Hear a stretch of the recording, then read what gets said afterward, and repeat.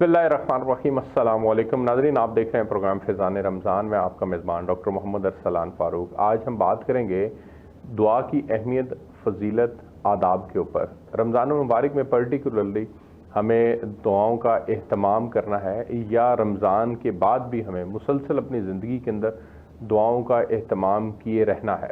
दुआ इंसान की तकदीर बदल देती है। और दुआ कैसे करनी है, कौन सी दुआ करनी है, दुआ दिन में कितनी मर्तबा कर सकते हैं, क्या कोई मखसूस औकात हैं उनके अंदर दुआ करनी है, दुआ कबूल कब होती है, कबूलियत की शराइत क्या है, ये भी आज अपने प्रोग्राम का हम हिस्सा बनाएंगे। और आज हम ये भी पर्टिकुलरली जानेंगे कि नबी पाक सल्लल्लाहु अलैहि वसल्लम ने दुआ के हवाले से क्या क्या, कब कब और किस तरह आपने दुआ की है, और फिर कुरान पाक के अंदर अल्लाह रब्बुल इज़्ज़त दुआ के मुतालिक क्या हुक्म देते हैं, ये भी आज अपने मेहमानों से जानेंगे। यानी दुआ का जो पूरा टॉपिक है वो आज हमारे प्रोग्राम के अंदर इंशाल्लाह उसको कवर करने की कोशिश करेंगे। मैं बहुत मशहूर हूँ अपने मेहमानों का। मेरे साथ तशरीफ़ रखते हैं पीर हबीब इरफानी साहब। आप मेंबर हैं इस्लामी नज़रियाती कौंसिल के, आप सजादा नशीन हैं दरबार सिदरा शरीफ के। पीर साहब आपका बहुत शुक्रिया कि आपने प्रोग्राम के अंदर सुंदर शरीफ के आपने प्रोग्राम के अंदर शिरकत की। उनके साथ तशरीफ़ रखते हैं अल्लामा हैदर अली नजफी साहब। आप मजहबी स्कॉलर हैं। अल्लामा साहब की गुफ्तगू आप मुख्तलिफ चैनल्स पर भी सुनते रहते हैं। अल्लामा साहब आपका बहुत शुक्रिया कि आपने प्रोग्राम के अंदर शिरकत की। मैं सर सबसे पहले आपसे आगाज़ पीर साहब करना चाहूँगा, दुआ के मुतालिक कुरान पाक ने दुआ की अहमियत को कैसे बयान किया है, काइंडली यहाँ से गुफ्तगू को आगाज़ करते हैं। जी प्लीज़। अरसलान साहब देखिए, जी, दुआ के लफ्ज़ी माने जो हैं ये पुकारने के हैं। ठीक है। यानी इंसान जब कभी ज़रूरत में, मुश्किल में, तकलीफ़ में, तंगी में, खुशी में, किसी भी कैफियत में अपने अल्लाह को पुकारना और उसके सामने अपनी हाजात को पेश करना कि बारे लहा ये मेरे में तंगी है, ये मुझ पर मुश्किल है, ये मेरे में कमी ख़राबी आई है, या ये मेरे में तकलीफ़ है, मुझे इससे निजात अता फरमा। और इसको ये शायद देखिए कि आदम अलैहिस्सलाम इंसानी अव्वल और नबी अव्वल, उन्हें जो दुआ का तरीका अल्लाह ताला ने सिखाया जी, कि जब जन्नत से निकाले गए तो अल्लाह ताला के यहाँ से जब बारयाबी का शर्फ हुआ, उनकी बात सुनने का मौका आया, रब्बना ज़लमना अनफुसना, तो अपने रब की बारगाह में ये इस्तदा पेश की कि बारे लहा हमने अपनी जानों पर जुल्म किया। रब्बना ज़लमना अनफुसना व इल्लम तग़फ़िर लना व तरहमना लनकूनन्ना मिनल ख़ासिरीन। अगर तूने हम पर रहम ना किया, हम पर अपनी बख्शिश वारद ना की, तो हम बहुत खिसारे वालों में होंगे। अब ये शय देखिए कि अल्लाह ताला, वो अल्लाह जो है वो हर शय का इस कायनात में अता करने वाला है। ये ज़िंदगी उसने हमें अता की, इस ज़िंदगी की, इस दुनिया की, इस जहान की तमाम तर नेमतें हमें अता की। अपने महबूब सल्लल्लाहु अलैहि वसल्लम की उम्मत में हमें पैदाइश दी, हमारे वालिदैन, उनसे हमें दीन इस्लाम मिला कि जब पैदा हुए तो कान में अजान और तकबीर कही गई। ये उसकी एक करम फरमाई है। इंसान जो है ज़िंदगी में, इससे बेशुमार गलतियाँ कोताहियाँ भी सरजद होती हैं। ये अपनी हरकतों की वजह से भी मुश्किलात में आ जाता है, ये अपने मामलात खुद भी बिगाड़ लेता है। मसलन कुरान मजीद में ही एक, रब्बना ला तुआखिज़ना इन नसीना व अख्ताना, ए हमारे रब, हमसे जो कोई भूल हो जाए या हमसे ख़ता हो जाए उस पर हमारा मुआवजा ना करना।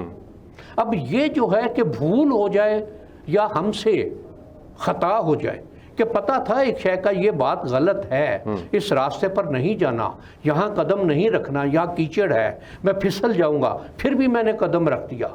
बारे लहा मेरे से ये जो गलती हुई कि मैंने उस कीचड़ में कदम रखा, उससे मैं फिसल गया, मेरे कपड़े भी ख़राब हुए, मुझे जिस्म पर चोट भी आई। बारे लहा तेरी बारगाह में ये इस्तदा है, ये गुजारिश है कि उस पर मेरा मुआवजा ना करना, मुझे मेरी गिरफ्त न करना, मुझे पकड़ना ना।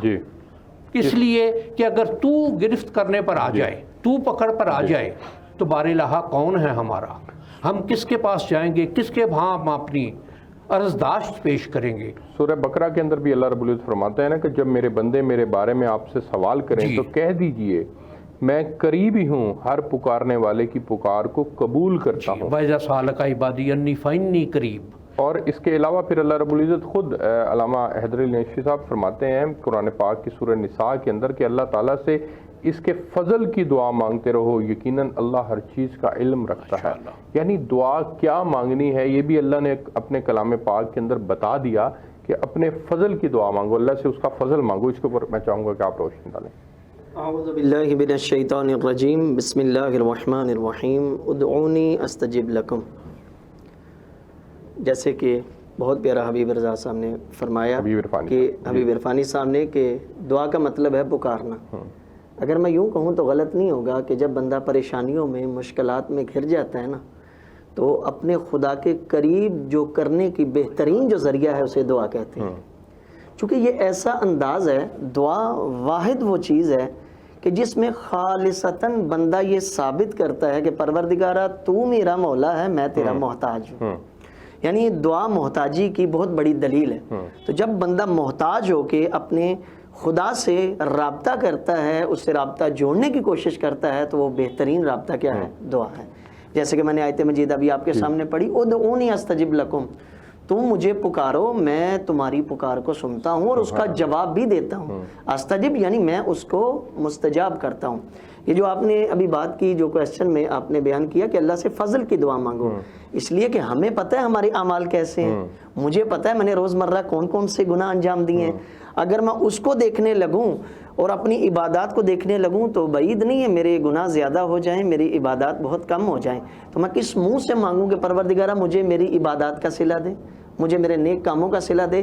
اسی لیے حکم یہ ہے کہ تم خدا سے اس کے فضل کی دعا مانگو، پروردگارہ میرے گناہوں کو نہ دیکھ، تو تو رحیم ہے، تو تو کریم ہے، میرے گناہوں کو چھوڑ، میں تو تیرے فضل کا محتاج ہوں۔ تو جب تم یوں مانگو گے نا پروردگارہ میں تیرے فضل کا محتاج ہوں، تو یقیناً پھر وہ بھول جائے گا، کہے گا اب اس نے مجھے میری فضیلت سے پکارا ہے، مجھے میری عطا سے پکارا ہے۔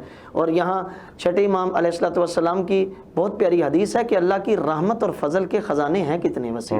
میں بہت توجہ چاہوں گا ہمارے ناظرین تک یہ میسج پہنچے کہ جو مایوس ہو جاتے ہیں ان کے لیے یہ پیغام ہے کہ اللہ کی رحمت اور فضل کے خزانے وسیع کتنے ہیں۔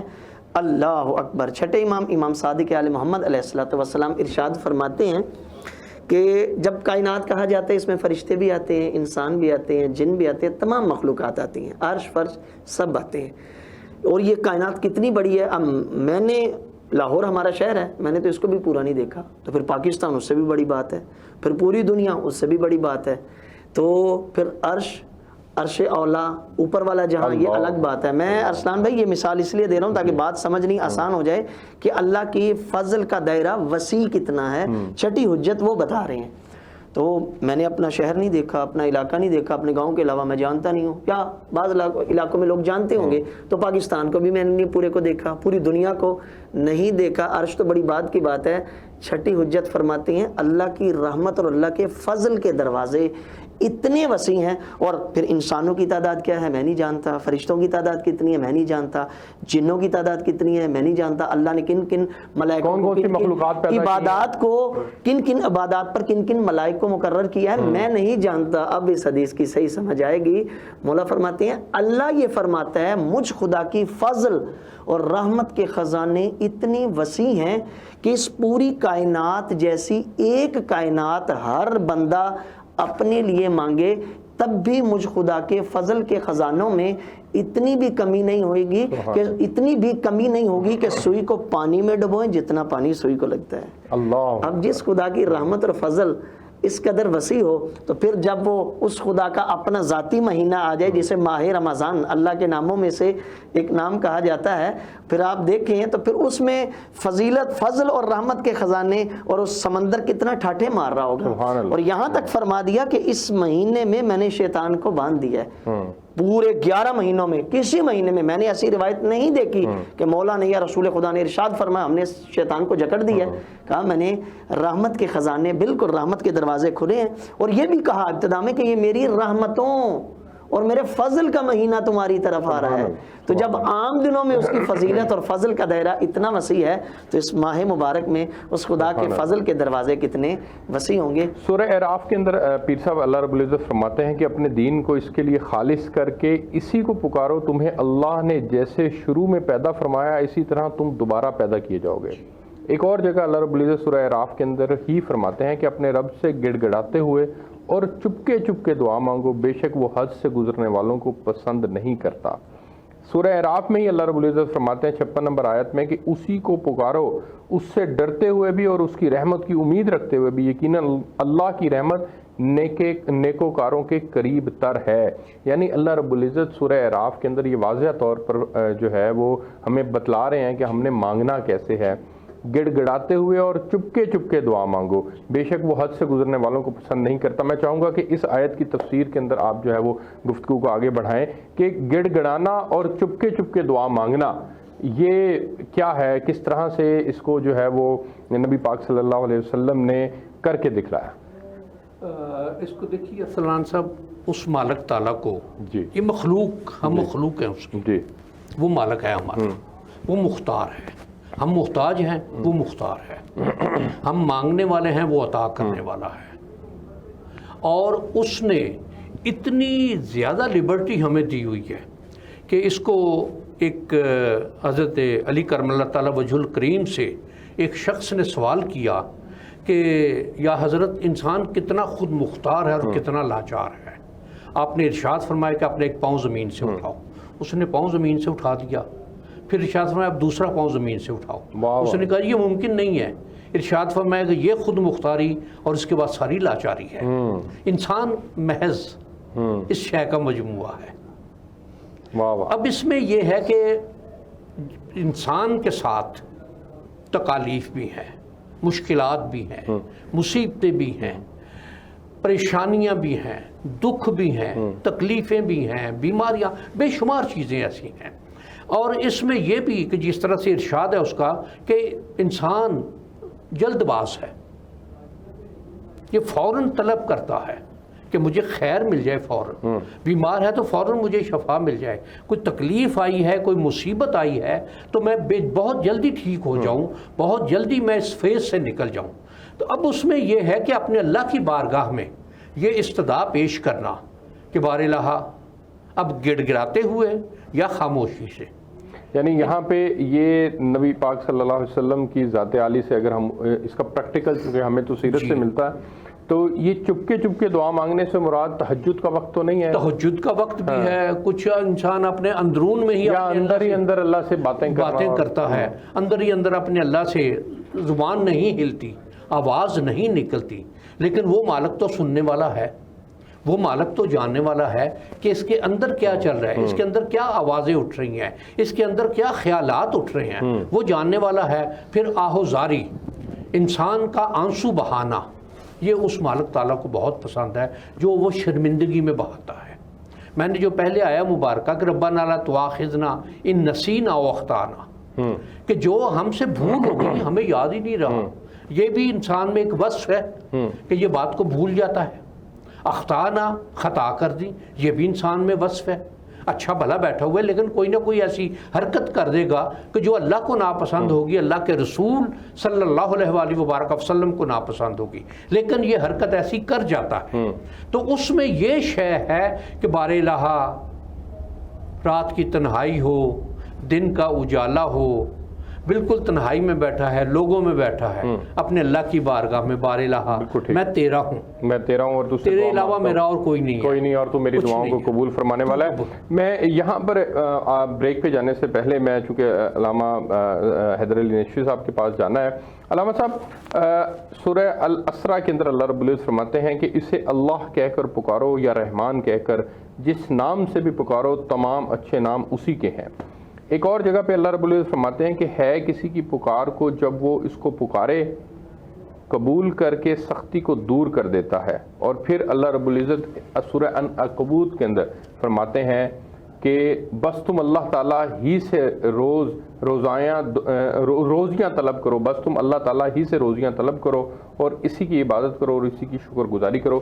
میں چاہوں گا کہ یہ جو روزی کا طلب کیا جانا ہے اور یہ اللہ رب العزت ہی سے روزی کا طلب کیا جانا ہے، یقیناً سارے نظام کے مالک تو اللہ رب العزت ہیں، اور رزق آج کے دور میں عام آدمی کا مسئلہ ہے اور ہر آدمی چاہتا ہے کہ اس کے رزق میں وسعت ہو، تو رزق تو اللہ رب العزت نے دینا ہے، اور اللہ قرآن کے اندر واضح فرما رہے ہیں کہ مجھ سے مانگو میں عطا کروں گا۔ تو اس دروازے کو کیوں بھول گیا انسان؟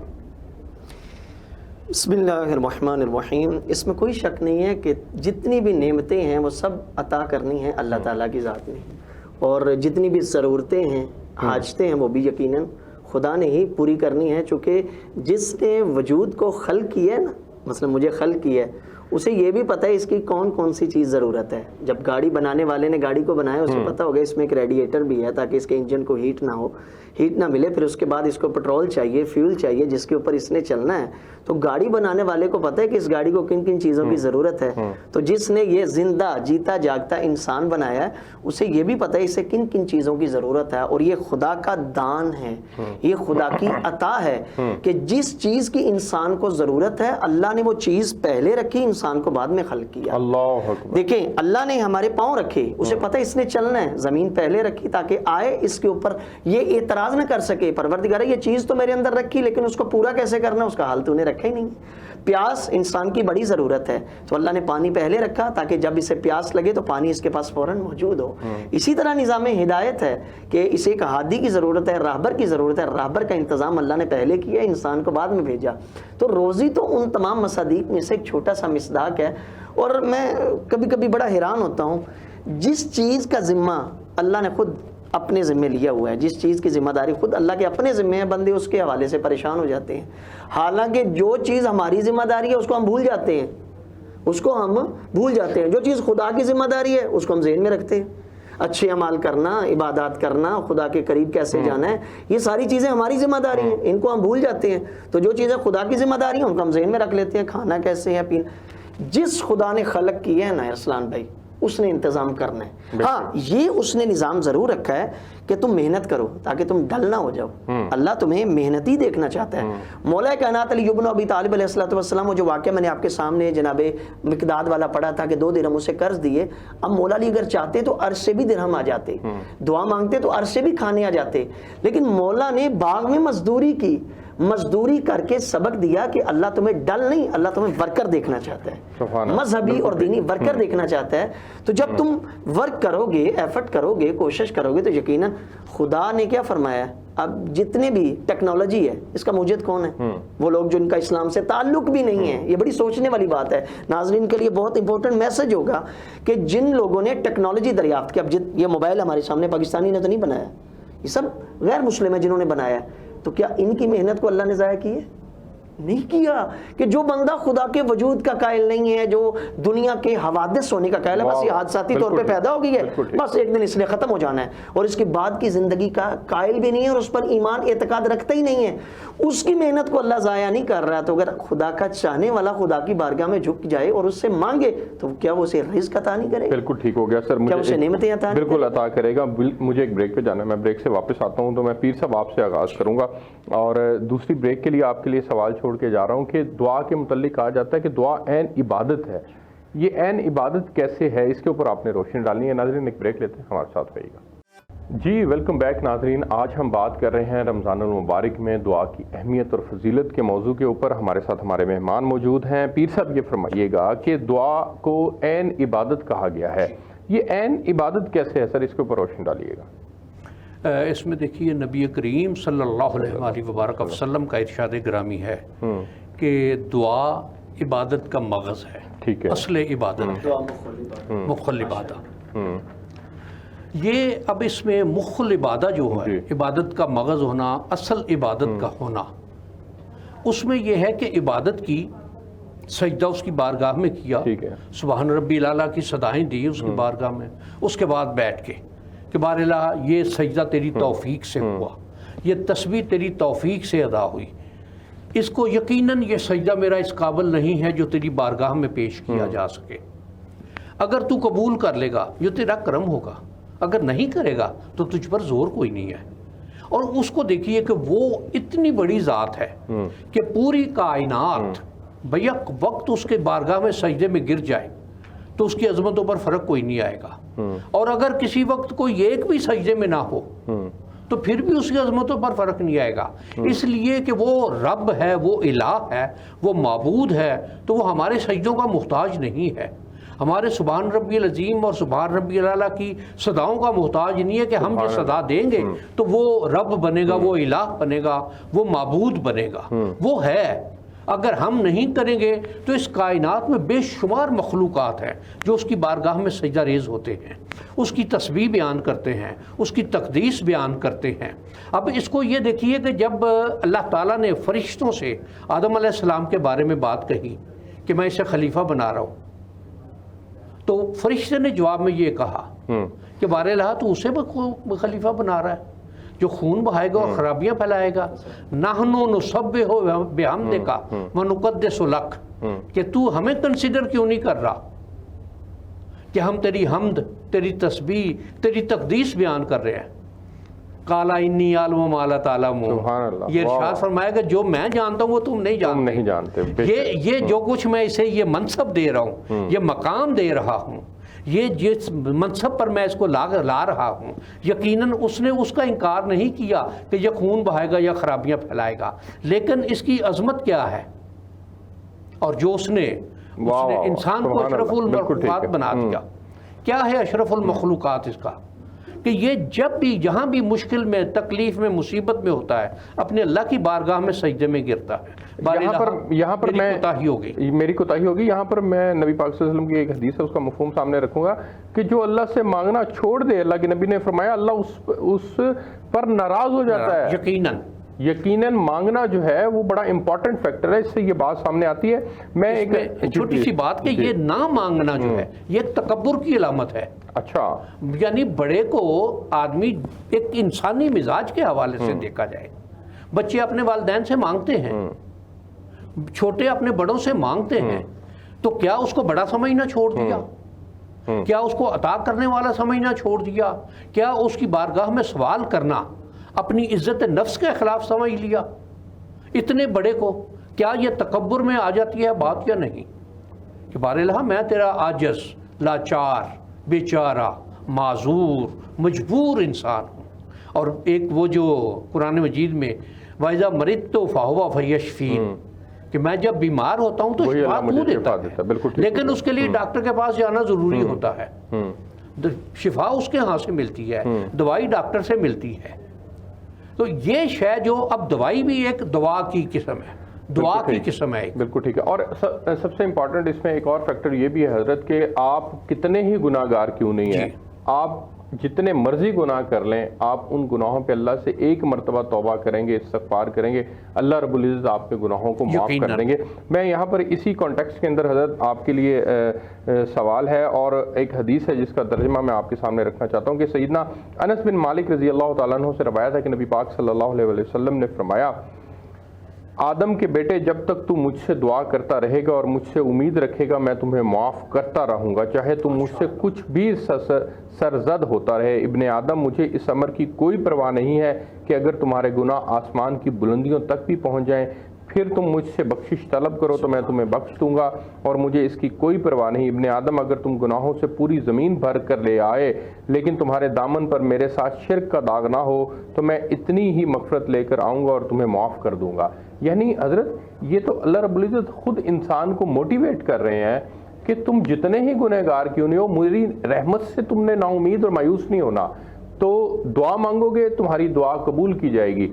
اس نقطے کے اوپر آپ روشنی ڈالیں کہ جب انسان صدقے دل سے دعا مانگتا ہے تو اس کی دعا ضرور قبول کی جاتی ہے، اس کے اوپر روشنی ڈالیے گا۔ بسم اللہ الرحمن الرحیم۔ اس میں تو شک ہی نہیں ہے کہ جب خلوص نیت سے جو بھی عبادت انجام دی جائے، جب ہم نیت کرتے ہیں نماز کی، کیا پڑھتے ہیں؟ یہی پڑھتے ہیں 2 رکعت نماز فجر پڑھتا ہوں واجب قربتاً اللہ۔ یعنی کیا مطلب؟ اب دیکھنا یہ قربتاً اللہ جو کہا ہے، آیا یہ دل سے کہا ہے یا ویسے ہی کہہ دیا ہے؟ اگر دل سے کہا ہے نا، دل سے کہی ہوئی کوئی دعا، دل سے نکلا ہوا کوئی جملہ جو خدا کو انتہائی پسند ہے، وہ یقیناً قبولیت کے درجے پہ جاتا ہے۔ ٹھیک ہے، جیسا بھی آپ نے عرض کیا کہ اگر تو زمین و آسمان کو بھی اتنی مقدار میں بھی گناہ لے آئے تب بھی تو مجھ سے پکار تو صحیح، میں تجھے معاف کروں گا۔ اسی ماہ رمضان، یہی ماہ رمضان بالکل اس کا جواب بن جائے گی یہ بات۔ رسول خدا کے خطبہ معصوم کا خطبہ شعبانیہ کے نام سے، جس میں رسول اکرم صلی اللہ علیہ وآلہ وسلم ارشاد فرما رہے ہیں، بالکل آپ کی بات کا مکمل جواب بن جائے گا یہ کہ اے ایمان والو، اے مسلمانوں، اے میرے بندو، اللہ کا پاک مہینہ تمہاری طرف آ رہا ہے۔ کون؟ رسول خدا فرما رہے ہیں کہ اللہ کا پاک مہینہ تمہاری طرف آ رہا ہے جو رحمتوں، برکتوں، رفعتوں اور سعادتوں کا مہینہ ہے. سبحان اللہ. اچھا تم کرو کیا؟ تم اس میں جو بھی دعا مانگو گے تمہاری دعا قبول ہوگی. اور یاد رکھنا اس مہینے کے جو لمحات ہیں باقی مہینوں کے لمحات سے افضل، اس مہینے کی جو ساعات ہیں باقی مہینوں کے ساعات سے افضل، اس مہینے کی جو راتیں ہیں باقی مہینوں کی راتوں سے افضل، کیونکہ یہ خالصتاً خدا کے نام کا مہینہ ہے. وہاں پہ چلتے چلتے اللہ اکبر، بہت پیارے جملے ہیں، بندہ حیران ہو جاتا ہے. اور خود چھٹی حجت کا بھی یہاں پہ فرمان موجود ہے اس حوالے سے کہ اگر کسی بندے کے گناہ، اب مجھے نہیں پتا کائنات میں کتنے درخت ہیں، یہ ایک درخت ہمارے اسٹوڈیو سے باہر اگر لگا ہو اس کے پتوں کو اگر میں گننا چاہوں یا آپ گننا چاہیں، ٹیکنالوجی بھی اس کو شمار نہیں کر سکتی، اس کے عدد کا انحصار نہیں کر سکتی اس درخت کا جو ایک باہر لگا ہے. تو یہاں معصوم چھٹے امام علیہ الصلوۃ والسلام ارشاد فرماتے ہیں اگر کسی بندے کے گناہ کائنات میں موجود درختوں کے پتوں کے برابر ہوں، اس مہینے میں خلوص نیت کے ساتھ خدا تک اپنی بات پہنچائے، اپنے گناہوں کی مغفرت طلب کرے، وہ خدا معاف کر دے گا. اور اگر کوئی نعمت کا تقاضا کرے گا تو وہ خدا وہ نعمت بھی عطا کرے گا. پھر یہاں پہ نہیں رکے. مجھے ایک بات پتہ ہے، کائنات کی ریت کو تو چھوڑیں، یہ تو بات اس سے بھی بڑی ہو جائے گی. اگر ایک مٹھی میں تھوڑی سی ریت اٹھاؤں یا آپ اٹھائیں، میرا آپ سے کویسچن ہے، آپ اس ریت کے ذرات کو شمار کر سکتے ہیں؟ قطعاً بھی ٹیکنالوجی میں اتنی پاور بھی نہیں ہے. آئندہ ہزاروں سالوں تک، کروڑوں سالوں تک بھی ٹیکنالوجی میں بھی پاور نہیں ہے کہ ان ذرات کو جو ایک مٹھی میں آئے ہیں کہ ان کو شمار کر سکے. حد نہیں کر دی. مولا فرماتے ہیں خلوص نیت کے ساتھ تو ایک دفعہ خدا کی بارگاہ میں جھک کر مانگ تو صحیح، اگر تیرے گناہ کائنات میں موجود ریت کے ذرات کے برابر بھی ہوں اللہ تب بھی معاف کر دے گا، اللہ تب بھی بخش دے گا. میں حدیث کو ذرا مکمل کر دوں. پھر یہاں پر مولا نہیں رکے، آگے چلے. کیا ابھی جو بارش ہوئی ہے چند دن پہلے، اس کے جو قطرات ہیں فقط چھوڑیں جی، جو دنیا میں ہوئی ہے، آسٹریلیا میں ہوئی ہے، جو پاکستان سے ہٹ کر ہوئی ہے، دیگر شہروں میں چھوڑیں، لاہور کو لے لیتے ہیں، لاہور کو بھی چھوڑیں. سمنا آباد میں جو بارش کے قطرے گرے ہیں، میں شمار کر سکتا ہوں؟ نہیں کر سکتا. آپ شمار کر سکتے ہیں؟ ٹیکنالوجی شمار کر سکتی ہے؟ حد نہیں کر دی. سمنا آباد کی بارش کی بات نہیں ہو رہی، لاہور میں ہونے والی بارش کی بات نہیں ہو رہی. کہا کائنات میں ابھی تک، آدم سے لے کر ابھی تک، خاتم تک، یا ابھی جس زمانے میں ہم بیٹھے ہیں جتنی بارشیں بھی ہو چکی ہیں، اگر تیرے گناہ ان بارشوں کے قطرات سے زیادہ ہوں گے اللہ تب بھی بخش دے گا. تو میں تو یوں کہا کرتا ہوں، میں تو ایک جملہ کہا کرتا ہوں کہ اللہ نے اس جہنم کو بنایا ضرور ہے، چونکہ اللہ نے ایک معیار قائم کرنا تھا، لیکن اس وجود کو جہنم میں ڈالنے کے لیے خلق نہیں کیا. اگر خلق کیا ہوتا اس مہینے میں اللہ بہانے نہ کرتا. تو مانگ تو صحیح، ایک دفعہ جھک تو صحیح. اور یہاں چھٹی حجت کا ایک اور فرمان میں نقل کرنا ضروری سمجھتا ہوں. جو اب اللہ نے یقیناً، میرا اس پہ ایمان ہے، جس وجود کو اور جس وجود کی خوبصورتی کا قصیدہ قرآن میں پڑھ دیا، لقد خلقنا الانسان فی احسن تقویم، میں نے سانچوں میں سے جو خوبصورت ترین سانچا تھا تجھے اس میں بنایا.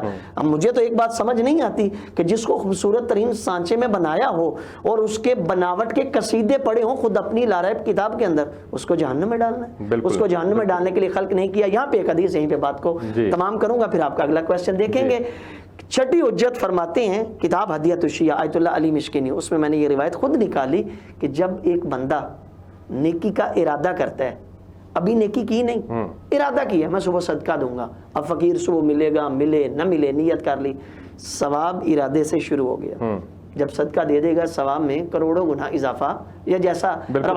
لیکن اگر ایک بندہ گناہ کر بھی لینا، اب اللہ حق رکھتا ہے جب گناہ کر لیا تو اس کو لکھ ڈالے، لکھ دو بھائی، برائیاں لکھنے والے فرشتے سے بھائی لکھ ڈالو. لیکن مولا فرماتے ہیں گناہ انجام دینے کے بعد بھی 7 گھنٹے تک اسے مہلت دی جاتی ہے. نیکیاں لکھنے والا فرشتہ بدیاں لکھنے والے سے کہتا ہے 7 گھنٹے تک مہلت دے دے، ہو سکتا ہے یہ خدا کی طرف پلٹ ہے، ہو سکتا ہے توبہ نصوحہ کر لے. تو جس خدا نے معافی کے بندے کو جنت میں پہنچانے کے اتنے پیکیجز رکھے ہیں نا، بس وہ خلوص نیت کے ساتھ ایک دفعہ مانگے دے رہا ہے، بالکل اس کی عطا میں دیر نہیں. اب حضرت یہ تو بات اسٹیبلش ہو گئی ہمارے یہاں تک کی ڈسکشن کے اندر کہ دعا ایک امپورٹنٹ فیکٹر ہے اور یہ ایک عین عبادت ہے، اور اس کے اوپر زور دیا گیا ہے قرآن پاک میں بھی اور سیرت رسول صلی اللہ علیہ وسلم میں بھی. اب سوال یہاں پر اگلا یہ جنم لیتا ہے کہ دعا مانگنے کے آداب کیا ہیں، کن آداب کو ملحوظ خاطر رکھتے ہوئے دعا مانگنی ہے، پھر یہ بتائیے گا ذرا. میں پہلے ایک چھوٹی سی بات گزارش کر دوں کہ غلطی ہو جانا انسان کے مزاج کی بات ہے، اپنے اللہ کی بارگاہ میں پیش ہو جانا یہ بھی انسان کے مزاج کی بات ہے. لیکن اگر کوئی شخص گناہ کرتا ہے اس امید پر، اس نیت سے کہ میں اللہ سے معافی مانگ لوں گا، تو اس سے بڑا بدبخت کوئی نہیں ہے بالکل، کہ جو اس نیت سے کہ میں اللہ سے معافی مانگ لوں گا، اللہ مجھے معاف کر دے گا، اللہ غفور الرحیم ہے اور میں معافی مانگ لوں گا، اس سے بدبخت کوئی نہیں ہے کہ جو اس نیت سے۔ قرآن مجید میں ایک جگہ الا الذین تابوا واصلحوا وبینوا فاولئک اتوب علیہم، پھر ہاں جس نے توبہ کی، اپنی اصلاح کر لی، وبینوا اور اپنے آپ کو کھول دیا، فاولئک اتوب علیہم، تو وہ اپنے اللہ کو بہت توبہ قبول کرنے والا پائے گا۔ سبحان اللہ، بالکل ٹھیک ہو گیا۔ یہ اس کا اب دعا مانگنے کا طریقہ جو ہے اس میں دیکھیے بندہ ایکٹنگ کیا کرے گا اس کی بارگاہ میں، جب اندر سے بات اٹھے گی تو یقیناً سیدھی اس تک پہنچے گی، جب آنکھ میں آنسو آئیں گے، جب دماغ میں پشیمانی ہوگی، جب اندرون اس بات پر آمادہ ہوگا کہ میری یہ اللہ کی بارگاہ میں نافرمانی ہو گئی، میں نے یہ غلط کام کر دیا، مجھے یہ نہیں تھا کرنا چاہیے، میرا اللہ غفور الرحیم ہے، اور یہ اس کا ارشاد ہے کہ لا تقنطوا من رحمت اللہ، تو میری رحمت سے مایوس مت ہو، یقیناً میں اسی رحمت سے مایوس نہیں ہوں۔ اچھا حضرت، اس میں دو تین چیزیں ہیں جو بڑی امپورٹنٹ ہے۔ ایک تو یہ ہے کہ آپ کو اتحیات کی صورت کے اندر بیٹھ کر دعا مانگنی ہے، ایک ہے آپ کو سجدے کی حالت میں دعا مانگنی ہے، ایک ہے آپ نے ہاتھ کس طرح سے اٹھانے ہیں اس کے اوپر، اور دوسرا پھر آپ نے دعا کے اندر درود پاک پڑھنا ہے۔ آپ کچھ کہتے ہیں کہ ایک دفعہ شروع میں پڑھو، ایک دفعہ آخر میں پڑھو، کچھ کہتے ہیں کہ درمیان میں بھی درود پاک پڑھنا چاہیے، کچھ کہتے ہیں کہ دعا مانگنے سے پہلے، دعا مانگتے ہوئے ترتیب سے چلو، پہلے اللہ کی بڑائی بیان کرو، پھر جو ہے وہ نبی پاک صلی اللہ علیہ وسلم پر درود پاک بھیجو، اور پھر اپنی حاجات اللہ کے دربار میں پیش کرو۔ تو یہ اس میں جو ترتیب ہے اس کے اوپر روشنی ڈالیے گا۔ یہ آپ نے ماشاءاللہ بہت تفصیل سے بیان کر دی کہ درود پاک سے آغاز کر کے، ٹھیک ہے، درود پاک پر ہی اس کا اختتام، اور وہ اسی طرح سے کہ نبی کریم صلی اللہ علیہ وآلہ وبارک وسلم، اللہ تعالیٰ کی تسبیح بیان کرنا، نبی کریم صلی اللہ علیہ وآلہ وبارک وسلم پر درود و سلام، اس کے بعد اپنی حاجات جو ہیں، لیکن خلوص نیت، اس کے لیے جو سب سے بڑی بات ہے کہ اندرون مزاج اس کی بارگاہ میں پیش ہو، اپنی تمام تر کوتاہیوں کے ساتھ، اپنی تمام تر جو اس کے اندرون مزاج میں چیزیں ہیں، بالکل ٹھیک ہے، اس کے ساتھ جب یہ میں نے پہلے ایک آیت مبارکہ پڑھی تھی، اس میں ربنا لا تؤاخذنا ان نسینا واخطانا ربنا ولا تحمل علینا اصرا کما حملتہ علی الذین من قبلنا، کہ بار الہ جیسا ہم سے پہلوں پر بوجھ ڈالا ویسا ہم پر بوجھ نہ ڈالا۔ بالکل ٹھیک ہو گیا۔ حضرت مجھے ایک بریک پہ جانا ہے، میں بریک سے واپس آتا ہوں۔ تو علامہ صاحب، آپ کے لیے سوال ہے کہ دعا تو ہم نے مانگنی ہے اور آداب کا خیال رکھتے ہوئے مانگنی ہے، لیکن دن کے اندر جو دعا کی قبولیت کے مخصوص اوقات ہیں، فرض نماز کے بعد کہا جاتا ہے کہ دعا قبول ہوتی ہے، تہجد کے وقت میں دعا قبول ہوتی ہے، مؤذن جب اذان دیتا ہے تو اس کے بعد دعا قبول ہوتی ہے، تو یہ جو قبولیت کے اوقات ہیں میں چاہوں گا کہ ان کے اوپر آپ تفصیل سے روشنی ڈالیے گا۔ ناظرین ایک بریک لیتے ہیں، ہمارے ساتھ رہیے گا۔ جی ویلکم بیک ناظرین، آج فیضان رمضان پروگرام کے اندر ہم بات کر رہے ہیں دعا کی اہمیت، فضیلت اور اس کے آداب کے اوپر۔ علامہ صاحب فرمائیے گا کہ دعا مانگنے کے لیے دن بھر میں کون سے مخصوص اوقات ہیں؟ اللہم صلی علی محمد وآل محمد۔ بہت پیارا سوال۔ یقیناً قبولیت کے بھی کچھ اوقات اللہ نے رکھے ہیں، جس طرح عبادات کی انجام دہی کے بھی اوقات مقرر ہیں۔ ان میں سر فہرست ہے کہ پنجگانہ نماز، ٹھیک ہے، چونکہ جو عبادات کے اوقات مقرر ہیں نا، اگر ان میں بعد از عبادت اگر آپ دعا مانگیں گے تو یقیناً یہ بھی خدا کی بارگاہ میں قبول ہوتی ہے۔ اس کی وجہ کیا ہے؟ اس لیے کہ جب آپ نے عبادت انجام دی، اس کے بعد خدا سے التجا کی، تو اس عبادت کے ساتھ آپ کی دعا متصل ہو گئی۔ تو جو دعا متصل ہو جائے گی اللہ تعالیٰ کی واجب عبادت کے ساتھ، وہ یقیناً قبولیت کے درجے پہ پہنچے گی۔ بلکہ بعض روایات میں تو یہاں تک موجود ہے، اگر تم بعد از نماز دعا نہیں مانگتے تو اس تمہاری نماز کا بھی کوئی فائدہ نہیں ہے، اس لیے کہ دعا نماز کا تکمیلہ ہے۔ یعنی کیا مطلب؟ عبادت کو، اس نماز کو دعا کیا کرتی ہے؟ قبولیت کے درجے تک لے کے جاتی ہے۔ تو یہاں سے پھر ایک بات اور سمجھ میں آ گئی کہ بعد از عبادت دعا کا مانگنا بھی اس عبادت کی قبولیت کا بھی ذریعہ بن جاتی ہے اور خود آپ کی جو حاجات ہیں ان کی قبولیت کا بھی درجہ بن جاتی ہے۔ لیکن اس میں ایک اور بڑا اہم نقطہ ہے، یقیناً عبادات کے ساتھ اس کے علاوہ جو اللہ نے اوقات مقرر کیے ہیں اس میں بھی، لیکن ان اوقات میں سے ایک ایسی عبادت ہے جس کا صرف ایک ہی ٹائم ہے اور وہ عبادت کا تکرار نہیں ہے، پنجگانہ نماز کا تکرار ہے، ایک دفعہ پڑھی پھر فجر پھر ظہر پھر عصر۔ ایک عبادت اللہ نے رکھی ہے اس وقت کہ جب سب لوگ سو رہے ہوتے ہیں، صرف وہی بندہ جس نے خدا کی بارگاہ میں حاضر ہونا ہے وہی جاگ رہا ہوتا ہے۔ سبحان اللہ۔ وہ ہے فجر سے پہلے کا وقت، تہجد کا وقت، جس سے ہم نماز تہجد کہتے ہیں۔ اس لیے کہتے ہیں، آپ نے پہلے بیان ہوا نا کہ دعا تقدیر بدلتی ہے، آپ نے بھی آغاز میں کہا جس طرح دعا تقدیر بدلتی ہے نا، اسی طرح نماز تہجد بھی تقدیریں بدل دیتی ہے۔ سبحان اللہ۔ جو واجب نمازوں سے بھی تمہارا معاملہ حل نہ ہو، وہ نماز تہجد سے معاملہ حل کروا لو، وہ حل ہو جائے گا۔ یقین کیجئے یہ جو وقت ہے نا، یعنی کہ تہجد کے وقت سے لے کر اگر اس دعا میں آپ کی دعا متصل ہو جائے فجر کی اذان کے ساتھ، یہ جو ڈیوریشن ہے نا، اس کا جو ثواب ہے اور اس کا جو قبولیت کا درجہ ہے، اس کو میں بیان نہیں کر سکتا۔ اچھا، آپ کے اور میرے، ہمارے چوتھے امام، امام زین العابدین علیہ الصلوۃ والسلام کا فرمان ہے کہ ایک بندہ تھا، صحابی تھا، وہ دیکھ رہا تھا یہی وقت جو میں نے بتایا نا، اس وقت کے دوران امام زین العابدین علیہ الصلوۃ والسلام جو کعبہ کا غلاف ہے نا، اس سے پکڑ پکڑ کے پکار رہے ہیں اور ایک جملہ کہہ رہے ہیں، مولا پروردگارا پروردگارا، میں اس وقت تیرے دروازے پہ آ کے التجا کر رہا ہوں جب بڑے بڑے لوگ، بڑے بڑے حکیم، بڑے بڑے عطا کرنے والے، دینے والوں کے دروازے بھی بند ہو چکے ہیں، لیکن واحد تیرا دروازہ ہے۔ بڑے بڑے سخی ہیں، ان کے دروازے دن میں کھلتے ہیں، ان کے دروازے بند ہو چکے ہیں، لیکن واحد تو کریم ہے جس کا دروازہ اس وقت بھی کھلا ہے کہ جس وقت میں باقی عطا کرنے والوں کے دروازے بند ہیں۔ تو امام کا یہ انداز بتا رہا ہے کہ یہ وقت قبولیت کا، چونکہ اس میں وجہ کیا ہے؟ اس میں وجہ یہ ہے، آپ کو کوئی دیکھ نہیں رہا، آپ گھر میں اٹھے ہیں، بتائے بغیر اٹھے ہیں، ضروری نہیں ہوتا کسی کو بتایا جائے، یا ممکن ہے گھر میں کسی کو پتہ بھی ہو، چونکہ اس وقت ہر کوئی سو رہا ہے، صرف وہی جاگ رہا ہے جس نے دعاؤں کو قبول کرنا ہے، اور یہ قبولیت کا بہترین وقت ہے۔ اب جب قبولیت کی بات ہوئی ہے تو پھر یقیناً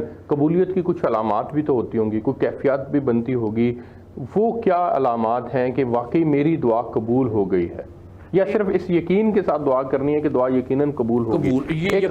ایک عام ویسے ہمارے معاشرے کے اندر ایک عام لوگوں کا ہے، وہ گفتگو کے درمیان کہہ دیتے ہیں کہ ساڑی کیڑی قبول ہوتی ہے۔ وہ جو لوگ یہ گمان رکھتے ہیں کہ ہماری کون سا قبول ہوتی ہے، تو ان کے متعلق تو پھر یہ طے شدہ ہو گیا کہ ان کی دعائیں تو پھر واقعی قبول نہیں ہوتی۔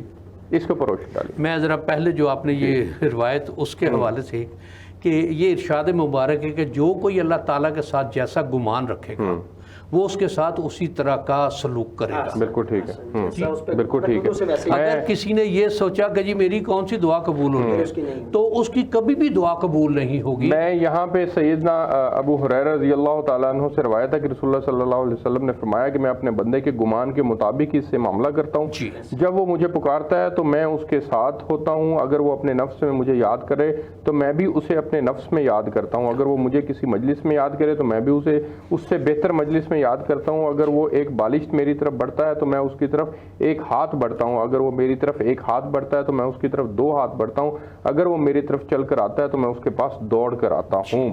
یہ تو اللہ رب العزت نے خود فرما دیا کہ میں گمان کے مطابق فیصلے کرتا ہوں، گمان کے مطابق۔ اب جو یہ کہ جی میری دعائی قبول نہیں ہونی، تو یہ اس کا گمان ہے کہ اللہ تعالیٰ اس کی دعا کو قبول نہیں کرے گا، تو اس نے اللہ تعالیٰ کی غفور ہونے کا، اس کے رحیم ہونے کا، اس کے ودود ہونے کا، اس کے لطیف ہونے کا، اس کی تمام تر صفات کا انکار کر دیا۔ اور جو قرآن مجید میں اس نے، میں نے پہلے بھی آیہ مبارکہ کہ لا تقنطوا من رحمت اللہ، میری رحمت سے، یہ جو ہے کہ میری کون سی دعا قبول ہونی ہے، یہ مایوسی کی بات ہے، اور جو اس کے ساتھ مایوسی کی بات کرے گا وہ یقیناً اس کے ساتھ اسی طرح کا عمل کرے گا۔ بندے کو اپنے اللہ کے ساتھ خوش گمان رہنا چاہیے، خوش اتوار رہنا چاہیے، اچھے الفاظ کے ساتھ اس کو پکارنا چاہیے، اچھی سوچ کے ساتھ اس کو پکارنا چاہیے، اپنی حاجات اس نیت اور ارادے کے ساتھ، اس سوچ اور خیال کے ساتھ کہ میرا اللہ وہ تمام جہانوں پر حاوی ہے، وہ تمام تر شے کا عطا کرنے والا ہے، وہ دلوں میں اٹھنے والی ہر لہر کو، ہر سوچ کو، ہر خیال کو وہ سننے والا ہے. وہ شے جو بندہ اپنے آپ سے چھپا لیتا ہے وہ اس کا بھی جاننے والا ہے. یہ کیا کرے گا میں آنے والے وقت کے بارے میں لا علم ہوں، وہ با علم ہے. اس کو اس کی حاجت نہیں ہے کہ یہ کرے تو اس کو پتہ چلے. اس کو پہلے سے پتہ ہے کہ یہ کیا کرے گا. اور اگر میں اس کی بارگاہ میں اپنی تمام تر کوتاہیاں، اپنی تمام تر لغزشیں، اپنی تمام تر گناہ، اپنی تمام تر معصیتیں لے کر اس کی بارگاہ میں پیش ہوتا ہوں اور اس کی بارگاہ میں یہ استدعا پیش کرتا ہوں کہ بار الہ تو ہی میرا مولا ہے، اگر تو مجھے عطا نہیں کرے گا تو میں کہاں جاؤں گا؟ اس لیے کہ تو ہے اس قابل، تو ہے ایسا، اور تو رب ہے پوری کائنات کا. تو اس کائنات کے ہر ذرے کو نوازنے والا ہے. تو اس کائنات کی ہر شے کو عطا کرنے والا ہے. تو جانوروں کو بھی عطا کرنے والا ہے، ہر چیز کو عطا کرنے والی، ہر چیز کو بنانے والی ذات بار الہ مجھے تو نے اشرف المخلوقات بنایا ہے. اچھا حضرت، اس میں ایک اور بھی ہے پہلو کہ کچھ لوگ ایسے بھی ہوتے ہیں جو کہتے ہیں کہ وہ دعا مانگتے ہیں لیکن ان کی دعا کا فوراً رد عمل نہیں ہوتا. اس کے اوپر روشنی ڈالی گا. اس کے حوالے سے ایک حدیث بھی ہے کہ ان کو جو ہے وہ ایک تو فوراً دعا قبول ہو جاتی ہے، فوراً جو مانگا وہ مل گیا. جو آپ نے مانگا اللہ کو آپ کو وہ اس وقت دینا مناسب نہیں لگا، اللہ نے آپ کو اس سے کچھ بہتر چیز عطا کر دی. اور ایک ہے کہ اللہ نے اس کو آپ کی آخرت کے لیے محفوظ کر لیا. اس کے اوپر روشنی ڈالیے گا. دیکھیے دعا کبھی بھی رد نہیں ہوتی. بالکل ٹھیک ہے کہ اگر اس یعنی یہ طے شدہ ہے کہ دعا رد نہیں ہوتی. بالکل ٹھیک ہے. اب اللہ تعالیٰ کے ہاں میں جو مانگ رہا ہوں، میں جو طلب کر رہا ہوں، میری جو خواہش ہے، میری جو ضرورت ہے، کیا اس کے ہاں بھی اس کے لیے مناسب وقت ہے؟ اور میری دعا میں یہ بار الہ جو تیرے ہاں میرے لیے اور اللہ بہتر جانتے ہیں ہمارے معاملات کی کہ میں نے اس کو یہ چیز اب دے دی تو اس کے لیے بہتر ہے کہ نہیں. یہ شے اس میں کہ وہ اس کی بارگاہ میں. اور دوسری بات یہ ہے کہ اس کے ساتھ ایک تعلق بنا کے رکھنا، نماز کا تعلق اور یہ مانگنے کا تعلق کہ وہ عطا کرنے والا ہے. اب ایک حکایت ہے کہ ایک بہت بزرگ شخص حج کے لیے گیا، اس کے ساتھ اس کا نوجوان بچہ، کوئی پوتا کوئی اس طرح کا تھا. اس نے جب لبیک اللہم لبیک کہا تو ندا آئی لا لبیک. اس بچے نے سنا اور اس نے کہا کہ بابا یہ بات سنیے. اس نے کہا تو اب کہہ رہے ہیں میں پچھلے 70 سال سے یہ آواز سن رہا ہوں.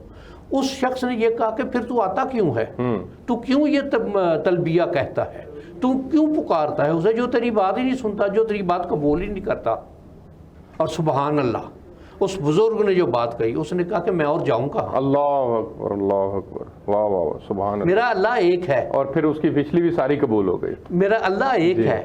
میں اگر اس کو آواز نہیں دوں گا تو میں کس کو آواز دوں؟ بالکل ٹھیک. دوسرا کوئی خدا ہوتا تو میں اس کی بارگاہ میں چلا جاتا. بالکل ٹھیک. یہ میں نے اسی کی بارگاہ میں، اور یہ اب اس کا معاملہ ہے، وہ اس کو قبول کرتا ہے یا نہیں کرتا. میرا کام تو اس کی بارگاہ میں اس سے مانگنا ہے. بالکل ٹھیک ہے. میں آخر کے اندر حضرت بالکل 1-2 منٹ رہ گئے ہیں، میں آپ سے آخری سوال ہے کہ دعائیں تو ہم نے مانگنی ہے، یہ تو طے شدہ بات ہے، لیکن دعا ہم نے کون سی مانگنی ہے؟ ایک ہے کہ صرف اپنی ذات کے لیے دعا مانگنا، ایک ہے ساری امت کے لیے خیر مانگنا، ایک ہے دوسروں کی بھلائی مانگنا. اور میں ایک حدیث پڑھ رہا تھا جس کا مفہوم ہے کہ جب آپ کسی دوسرے کے لیے دعا کرتے ہیں تو پہلے وہ دعا آپ کے حق میں قبول ہوتی ہے. اس کے اوپر روشنی ڈالیے. بسم اللہ الرحمن الرحیم. میں اس بات کو جو ہے نا اس کا جواب تفصیلی دیتا ہوں، لیکن اس میں ایک پوائنٹ ہے جس کو عوام الناس جو ہے نا وہ عجیب طریقے سے پیش کرتے ہیں. جی اپنے لیے دعا نہ مانگیں. اچھا، یہ بہت ضروری ہے. اپنے لیے دعا نہ مانگے، بس آپ دوسروں کے لیے مانگے. یہ اس کی جو نفی ہے نا کہ اپنی ذات کے لیے دعا نہ مانگے. میں آپ کو نبیوں کی دعائیں دکھاتا ہوں جو اپنی ذات کے لیے مانگی. رب حب لی من لدنک ولیہ یرثنی ویرث من آل یعقوب. جناب زکریا دعا کر رہے ہیں مجھے ولی عطا کر. انبیاء نے دعائیں مانگی. ربنا ظلمنا انفسنا، اپنی ذات کے لیے دعا مانگی. لا الہ الا انت سبحانک انی کنت من الظالمین. مشکلات کا جو ہے نا وہ شکار ہیں وقت کے نبی، اپنی ذات کے لیے دعا مانگی. پروردگارا تیری ذات پاک ہے، تو ہی معبود ہے. تو یہ دعائیں انبیاء کا مانگنے اس بات کی دلیل ہے کہ اپنی ذات کے لیے پرسنلی بھی دعا مانگی جا سکتی ہے. ہاں یہ ایک دعا کا انداز ہے کہ آپ دوسرے کے لیے مانگیں. اگر آپ خیر کی دعا مانگتے ہیں دوسرے کے لیے مانگیں. آپ کے پاس اولاد نہیں، آپ اولاد نہیں رکھتے، کسی مومن بھائی کے لیے اولاد نرینہ کی دعا مانگے. اور جو خلوص سے اچھا پھر ایک اور بات ہے، دعا واحد ایک چیز ہے جو لالچ نہیں مانگتی. اب چیک کر کے دیکھ لیں. اب آپ سے میں عرض کرتا ہوں ارسلان بھائی میرے لیے دعا کیجئے گا. جب میں نے آپ کو یہ کہا کہ میرے لیے دعا کیجئے گا تو بدلے میں کوئی لالچ ہے آپ کو مجھ سے؟ نہیں. آپ نے مجھ سے, آپ کے ذہن میں ایک لمحے تک بھی خیال ہے نہیں آیا. دعا بندہ کا ہر عمل جواب میں لالچ ہوتا ہے, کوئی نہ کوئی اس کا جو ہے نا وہ ذہن میں ہوتا ہے کہ بدلے میں یہ دینے گا تو میں اسے یہ دوں گا. لیکن دعا واحد عمل ہے جو لالچ کا متقاضی نہیں ہوتا. آپ نے دل سے کہا پیارے بھائی میرے لیے دعا کیجئے گا, ہم نے کر دی. اور جو چیز بغیر بلا معاوضہ دل میں خلوص نیت کے ساتھ بلا معاوضہ جب آپ کسی کے لیے مانگتے ہیں یقیناً در یقیناً وہ خدا کی بارگاہ میں قبول ہوتی ہے. دوسرے مومن بھائیوں کے لیے دعائیں مانگیں, جو دعا مانگیں گے اگر وہ آپ کے پاس نعمت نہیں ہے تو یقیناً اللہ آپ کو بھی وہ نعمت عطا کرے گا اور اس کو بھی وہ نعمت عطا کرے گا, اور اس کا ثواب زیادہ ہو جائے گا. ایک تو آپ نے خدا سے دعا مانگی اس کا ثواب, دوسرا آپ نے دوسرے کے لیے دعا مانگی یہ اس سے بھی بڑا ثواب. آپ کو فری میں وہ نعمت خود بھی مہیا ہو گئی. ممکن آپ دعا خود بھی مانگتے وہ نعمت آپ کو بھی مل جاتی. لیکن جب ہم اہل بیت علیہ الصلوۃ والسلام کا انداز دیکھتے ہیں تو جناب سیدہ فاطمہ سلام اللہ علیہا کی ایک روایت کہ بی بی دعا مانگ رہی ہیں ہمسایوں کے لیے. مولا حسن نے پوچھا, مولا حسین نے پوچھا اماں جان آپ بیمار ہیں تو اپنے لیے بھی مانگ سکتی ہیں. کہا نہیں بیٹا پہلے ہمسائے پھر اپنے. تو یہ اہل بیت کا انداز بھی بتاتا ہے کہ پہلے دوسروں کے لیے. جب آپ دوسروں کے لیے دعا مانگیں گے یا دوسروں کے لیے کوئی نیکی کریں گے یقیناً میں نے عرض کیا تھا نا وہ پچھلے پروگرام میں بھی, جب آپ کسی کے لیے نیکی کرتے ہیں, کسی کے لیے دعا مانگتے ہیں, کسی کے لیے اچھا سوچتے ہیں یا اللہ کی راہ میں کچھ عطا کرتے ہیں, اللہ آپ کو وہ سب کچھ دیتا ہے لیکن اضافے کے ساتھ دیتا ہے. بالکل ٹھیک ہوگا. آپ دونوں مہمانوں کا بہت شکریہ. ناظرین یہ تو طے شدہ بات ہے کہ اللہ رب العزت سے دعا ہمیں ہر صورت میں مانگنی ہے اور اس یقین کے ساتھ مانگنی ہے کہ وہی ایک ذات ہے جو ہماری دعاؤں کو قبول کر سکتی ہے. اللہ رب العزت سے جب ہم مانگیں گے تو یقیناً وہ بن مانگے اتنا کچھ اللہ نے ہمیں عطا کیا ہوا ہے, وہ اس سے جب مانگیں گے تو اس میں اور اضافہ کرے گا. اور پھر سب سے بڑھ کے کہ اللہ آپ کے مانگنے پہ اللہ خوش ہوتے ہیں, اور خوش ہو کے اللہ کے خزانے اتنے وسیع ہیں کہ ہر فرد کو, کائنات کے اندر موجود ہر فرد کو اگر وہ کائنات سے بڑھ کر بھی ایک ایک فرد کے اندر یہ کائنات تقسیم کر دے تو پھر بھی اس کے خزانوں کے اندر کمی نہیں آتی. جس طرح سے علماء کرام نے بھی اللہ کے فضل کی بات کی تھی کہ اللہ کا فضل اتنا وسیع ہے تو پھر اللہ سے کیوں نہ مانگا جائے. نبی پاک صلی اللہ علیہ وآلہ وسلم نے بھی اس کے اوپر جو ہے وہ بہت زیادہ زور دیا ہے. اللہ رب العزت ہمیں عمل کی توفیق عطا فرمائے. آپ سے کل ایک نئے موضوع کے ساتھ ملاقات ہوگی, تب تک کے لیے اللہ نگہبان.